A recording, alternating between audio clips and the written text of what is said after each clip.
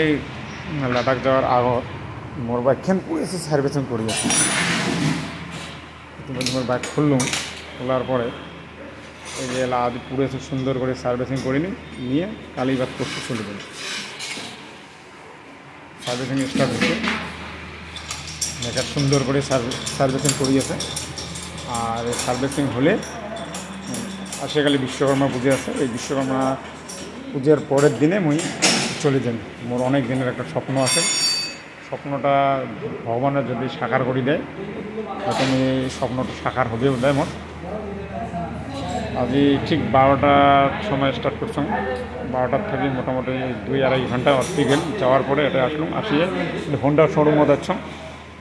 এই হোন্ডার শোরুমত আসিয়ে মোর 125cc Honda SP বাইকখান মানে যেটা 3 নম্বর সার্ভিসিং করি আছে। এই সার্ভিসিং করার পরে গাড়ির সুন্দর করে হেজার লাইটটা লাগানি, নিয়ে লাইট লাগান থেকে নেওয়ার পরে ঠিক সেপ্টেম্বরের 19 তারিখ মুই লাদাখ যান বলে মোর একটা আশা, এটা ফুলফিল হয় নাই। ভগবান কী করে দেখা যাক, তো এটা আসছে।